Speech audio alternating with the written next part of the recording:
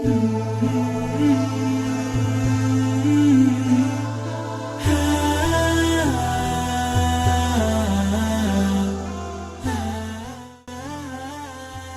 وہ خون ہے جو ہر مہینے خواتین کے رحم سے خارج ہوتا ہے۔ حیض کی مدت اور عدد مختلف ہو سکتے ہیں۔ حیض کے ایام میں ایک لڑکی یا خاتون نماز اور روزے کی ادائیگی نہیں کر سکتی۔ اگر اس مدت میں اس کے کچھ روزے چھوٹ گئے ہیں تو بعد میں ان کی قضا کرنی ہوگی، لیکن جو نمازیں حیض کی حالت میں چھوٹی ہیں ان کی قضا نہیں ہے۔ حیض کے علاوہ ایک خاتون کو ایسے بھی خون آ سکتے ہیں جو کہ ماہواری عادت کا حصہ نہیں ہوتے۔ یہ غیر متوقع اور غیر عادی خون استحاضہ کہلاتا ہے۔ استحاضہ کے دوران خاتون کو نماز اور روزہ ادا کرنا ہوتا ہے، جن کے حوالے سے کچھ اضافی احکامات ہیں۔ 3 طرح کے غسل ہیں جو صرف خواتین پر واجب ہیں۔ نمبر 1، غسل حیض۔ یہ ماہواری عادت کے اختتام پر خواتین کے لیے روزہ اور نماز ادا کرنے کے لیے واجب ہے۔ نمبر 2، غسل استحاضہ۔ یہ خواتین پر غیر عادی خون آنے کے بعد واجب ہوتا ہے۔ نمبر 3، غسل نفاس۔ یہ زچگی کے بعد آنے والے خون کے اختتام پر واجب ہوتا ہے۔ اس سبق میں ہم حیض کے بارے میں بات کریں گے۔ سب سے پہلے وہ خواتین جو حیض کی عمر تک پہنچ چکی ہیں، ان کی 2 بڑی اقسام ہیں۔ نمبر 1، وہ جو ایک معین عادت رکھتی ہیں، یعنی وہ معین وقت اور عدد دورانی کی عادت رکھتی ہیں، اور وہ جو غیر معین عادت رکھتی ہیں۔ وہ جو معین عادت رکھتی ہیں ان کی 3 مزید اقسام ہیں۔ نمبر 1، وہ خواتین جو معین وقت، ماہواری شروع ہونے کی تاریخ اور عدد دورانی کی عادت رکھتی ہیں، مثلاً وہ ہر مہینے کی ابتدا میں 7 دن تک خون کا مشاہدہ کرتی ہیں۔ نمبر 2، وہ خواتین جو معین وقت، ماہواری شروع ہونے کی تاریخ، مختلف عدد دورانی کی عادت رکھتی ہیں، مثلاً وہ ہر مہینے کی ابتدا میں خون کا مشاہدہ کرتی ہیں لیکن اس کا دورانیہ مختلف ہوتا ہے۔ وہ خواتین جو مختلف وقت، ماہواری شروع ہونے کی تاریخ، معین عدد دورانی کی عادت رکھتی ہوں، مثلاً وہ ہر مہینے 7 دن خون کا مشاہدہ کرتی ہوں، لیکن بعض اوقات یہ مہینے کے شروع میں آتا ہو، کبھی مہینے کے درمیان میں اور کبھی مہینے کے آخر میں آتا ہو۔ وہ خواتین جو غیر معین عادت رکھتی ہیں ان کی بھی 3 اقسام ہیں۔ نمبر 1، مبتدیہ۔ وہ لڑکی جس نے پہلی بار ماہواری کا مشاہدہ کیا ہو لیکن کسی معین عادت کے بارے میں نہ جانتی ہو۔ نمبر 2، مضطربہ۔ وہ خاتون جو کسی معین وقت اور عدد، دورانیہ اور عادت نہ رکھتی ہو۔ نمبر 3، ناسیہ۔ وہ خاتون جو اپنی ماہواری یعنی حیض کی تاریخیں بھول چکی ہو۔ یاد رہے کہ ماہواری عادت یعنی حیض کے علاوہ خواتین بعض اوقات ایسے خون کا بھی مشاہدہ کرتی ہیں جو ماہواری عادت کا حصہ نہیں ہوتا اور استحاضہ کہلاتا ہے۔ استحاضہ کے دوران خاتون کو نماز اور روزہ ادا کرنا ہوتا ہے۔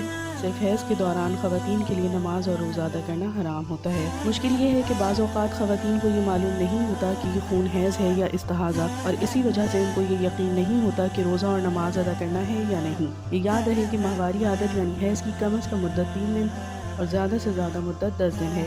معین وقت، ماہواری شروع ہونے کی تاریخ اور عدد دورانی کی عادت رکھنے والی خواتین کے لیے کیا احکام ہیں۔ مثال کے طور پر ہمیں معلوم ہے کہ ایک خاتون ہر مہینے کی 1 سے 7 تاریخ تک حیض کا مشاہدہ کرتی ہے۔ اگر وہ کچھ دن مزید خون کا مشاہدہ کرے تو اسے کیا کرنا چاہیے؟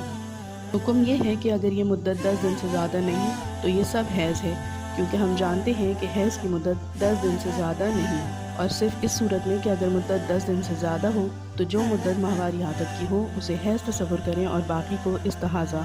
مثال کے طور پر ہمیں معلوم ہے کہ ایک خاتون جو ہر مہینے کی 1 تاریخ سے 7 تاریخ تک حیض کا مشاہدہ کرتی ہے، مگر اس بار وہ 12 دن تک خون کا مشاہدہ کرے، اس صورت میں وہ اپنی ماہواری عادت کی مدت یعنی 1 سے 7 تاریخ کو حیض سمجھے اور باقی کو استحاضہ تصور کرے۔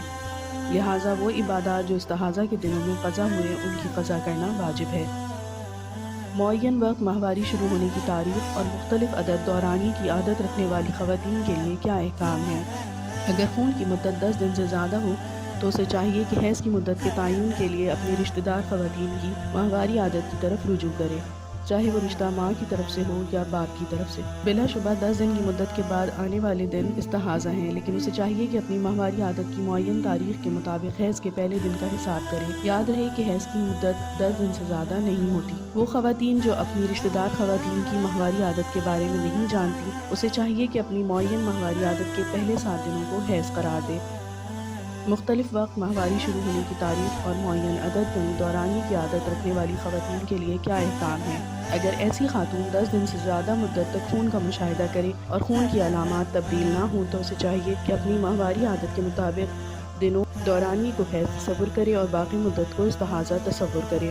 مبتدیہ کے لیے کیا احکام ہیں؟ یعنی وہ لڑکی جس نے پہلی بار ماہواری کا مشاہدہ کیا ہو اور کسی معین عادت کے بارے میں نہ جانتی ہو۔ وہ لڑکی جس نے پہلی بار ماہواری کا مشاہدہ کیا ہو اور 10 دن سے زیادہ خون آئے تو اسے چاہیے کہ اپنی رشتہ دار خواتین کی ماہواری عادت کی طرف رجوع کر کے حیض کی مدت کا تعین کرے اور باقی دنوں کو استحاضہ تصور کرے۔ وہ خاتون جو اپنی رشتہ دار خواتین کی ماہواری عادت کے بارے میں نہیں جانتی، اسے چاہیے کہ اپنی معین ماہواری عادت کے پہلے 7 دنوں کو حیض قرار دے۔ اگر حیض کی علامات کے ساتھ آنے والے خون کی مدت 3 دن سے کم اور 10 دن سے زیادہ نہ ہو تو یہ تمام خون حیض ہے۔ اگر خون کی مدت 10 دن سے زیادہ ہو تو اسے چاہیے کہ حیض کی مدت کے تعین کے لیے اپنی رشتہ دار خواتین کی ماہواری عادت کی طرف رجوع کرے۔ وہ خاتون جو اپنے رشتہ دار خواتین کی ماہواری عادت کے بارے میں نہیں جانتی یا وہ خواتین بھی معین عادت نہ رکھتی ہوں تو اسے چاہیے کہ 3 سے 10 دن تک جتنے دن حیض کی مقدار کے مناسب سمجھے حیض قرار دے۔ بہتر یہ ہے کہ اپنی معین ماہواری عادت کے پہلے 7 دنوں کو حیض قرار دے۔ ناسیہ، وہ خاتون جو اپنی ماہواری یعنی حیض کی تاریخیں بھول چکی ہو کے لیے کیا احکام ہیں؟